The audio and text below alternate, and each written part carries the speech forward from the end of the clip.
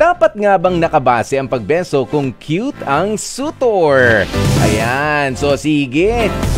Eto na nga ang inyong mga komento mga kapatid. Sabi ni Gail Enriquez, mapa-cute man o hindi, dapat may consent. Huwag naman biglain yung tao na bebesuhin. Anyway, nakikipagbesuhan lang ako sa mga close friends ko na at sa family. Pero kapag hindi naman masyadong close, handshake lang, pwede na.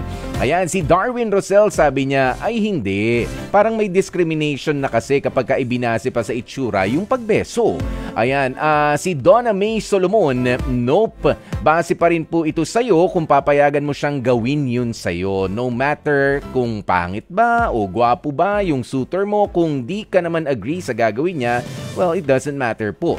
Kaya nga sa mga guys dyan always respect the girl you're courting para hindi ma-off ang nililigawan mo. Ganoon.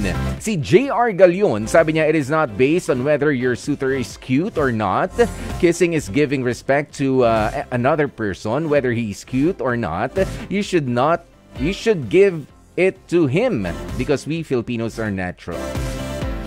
Whatever that means.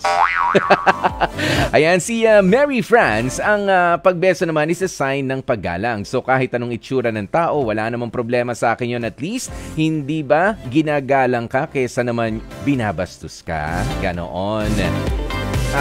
Si Ronald Tumbaga, sabi niya, walang pagpapakyut kung ang dalawang nagbebeso-beso ay meron namang pagkakaunawaan. Pero kung ano to? Hindi naman patutsada ito. Okay. Pero kung patutsada ito sa gitna ng publiko, ng mga politiko na nakasalubong halimbawa sa palengke, parang namang nakakainis. Pero sa dalawang nagmamahalan o may pagkakaunawaan, wapakels na tayo. Hayaan na lang natin sila na magpa-cute, harmless naman po sila.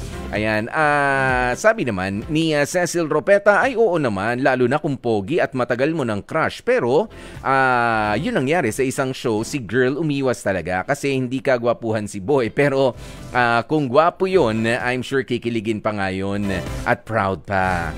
Ayan, pero ito naman na pag-uusapan lang natin mga kapatid This is not meant to offend anyone or to protect or to attack.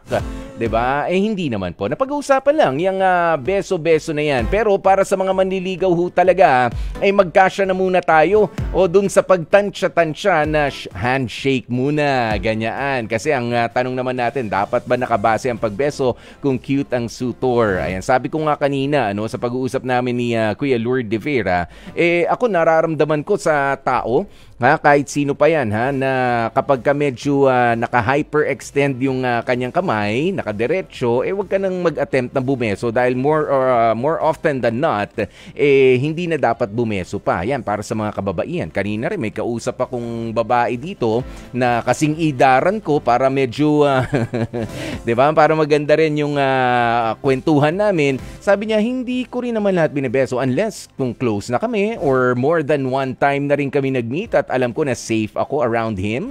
Ayan, pwede naman magbeso.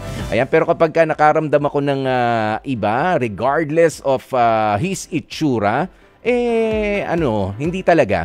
Hindi. Kapag meron akong kakaibang something.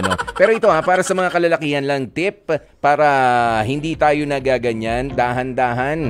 Kung sakaling bebeso kayo, may pakiramdam may pakiramdaman, wag basta hihilahin. Ayan ang inyong bebesuhan. Ganoon lang naman yun. Okay? Wag hilap na may pamimwersa. Alisin nyo po iyan. Kailangan may paggalang ang ating, pati yung pakikipagkamay. Ayan, kailangan merong conviction, merong paggalang pa rin. Hindi yung maka-chancing lang kasi meron ding pakikipag-handshake na gusto lang makahawak ng kamay o bahagi ng katawan ng isang tao. Pero bottom line is, pakita natin ang respeto hindi lang sa salita kundi pati sa ating mga ginagawa.